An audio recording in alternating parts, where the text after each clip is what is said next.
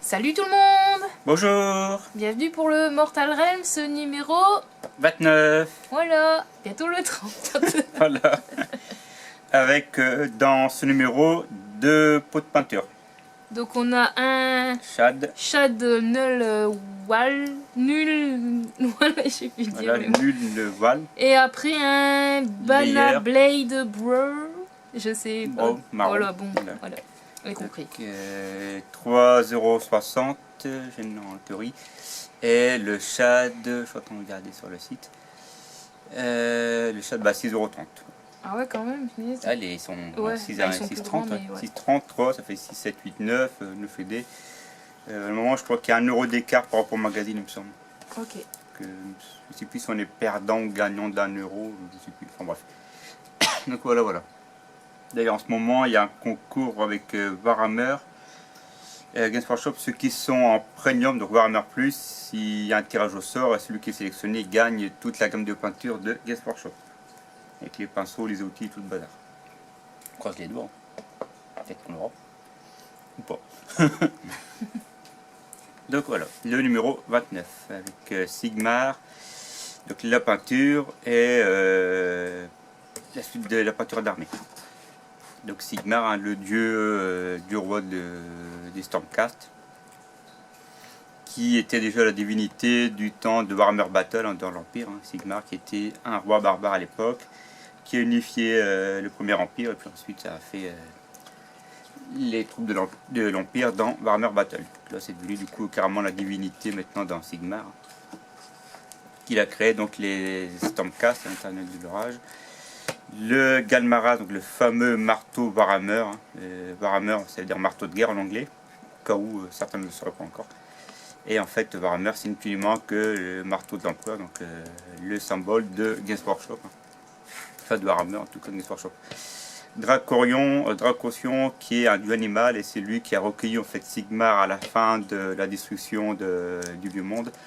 Il l'a recueilli, il l'a emmené dans le royaume d'Azir et il l'a ramené dans les royaumes mortels et puis il a recréé à partir de ça. Il a aidé à créer les Stormcast et puis pas mal de choses. Quoi. Donc voilà, ça c'est pour le petit truc historique avec Sigmar. Je pense pas l'avoir un jour en figurine. Là, je pense pas qu'ils vont le sortir. Il me semble qu'il avait sorti en plomb il y a quelques années, il y a quelques siècles, quelques années. Il me semble, j'ai un vague souvenir de l'avoir vu une fois passer sur internet. Mais ça m'étonnerait qu'il sorte en figurine pour Age of Sigmar. Il serait ou gigantesque ou la taille d'un Stormcast, donc ça fait un peu bizarre. Ensuite, les seigneurs célestants, donc les lords célestants, en fait les chefs des Stormcast. Hein.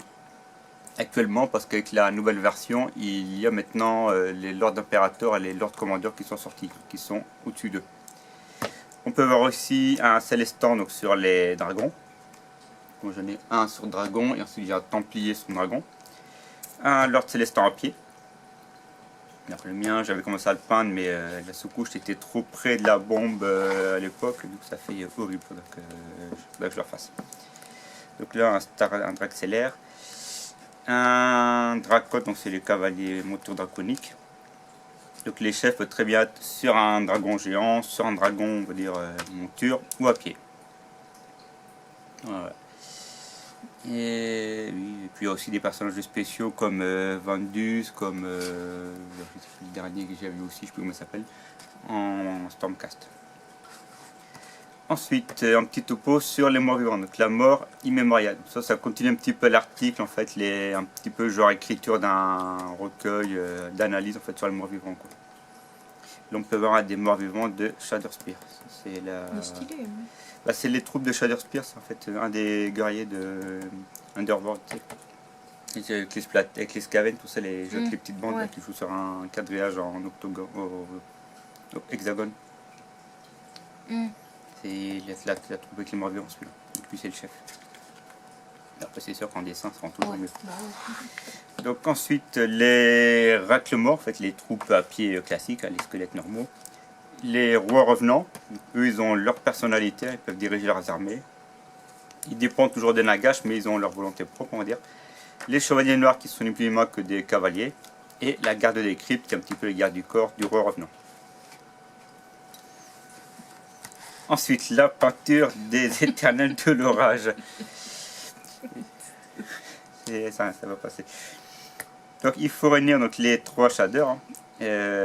Une base, enfin les 2 bases et 3 shaders. Et là en fait on va du coup continuer. Parce que ça me semblait bizarre, l'autre jour c'était marqué au fait qu'ils sont terminés, alors qu'ils ne semblaient pas du tout terminés. Et en effet, on continue ici avec les ombrages et tous les petits détails.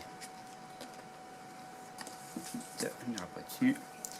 Ils expliquent aussi voilà, comment on fait les peaux avec du Corax White et ensuite du shader en fait, du Breakland, tout simplement.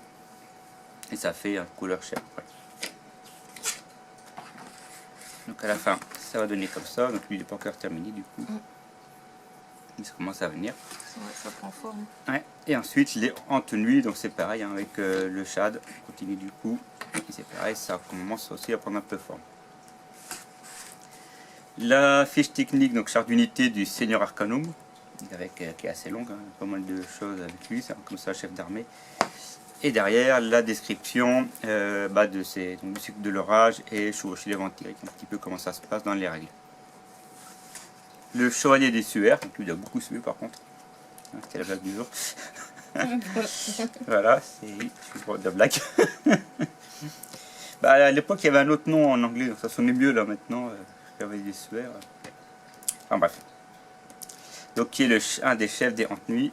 Ici donc les descriptions de ces règles. Le scénario, le siège de Pierre Sacré. Ouais. Il y a un jeu de mots dans ma tête. Mais voilà. Et donc les Hantes-Nuits avec le chevalier, un écumeur, 15 raclechènes et 5 rôdeurs.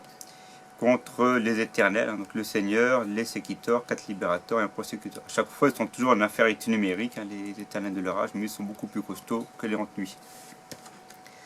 Le numéro 38, ça y est, on y est.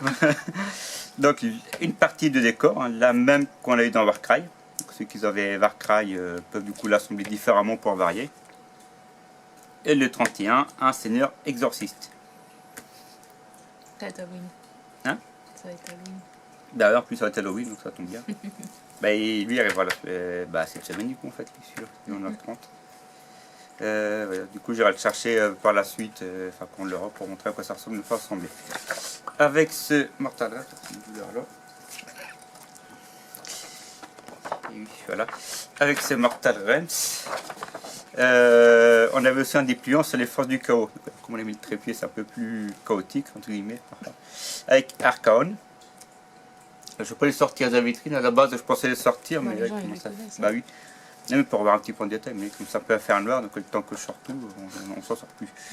Tant que je sors tout, on s'en sort plus. Un Sigor, je perds ma voix en route. Un Chagot Dragon Ogre, j'ai jamais mis en socle qui règne. Hein. Et un Skaven, alors lui c'est un Verminarque, je sais plus quoi celui-là, parce qu'il y en a 4-5 différents. Moi c'est pas tout des pestiliens celui-là. Mais c'est pareil, le mien il est toujours en socle carré. On s'en fout. Non, faut passer un socle rond. Malédiction, sacrilège, attention. Il y a socle rond, socle carré, attention, c'est pas pareil. Un hôtel de guerre. Et ici on peut voir quelques guerres du chaos. De l'autre côté, on a les démons majeurs. Donc on a celui de Corne. On a qui Puis c'est marqué en haut. Je sais plus son nom, le duc du changement de tête là. Ouais, c'est Kairos. C'est Ouais. Kairos, duc du changement, donc les disciples de Tsench.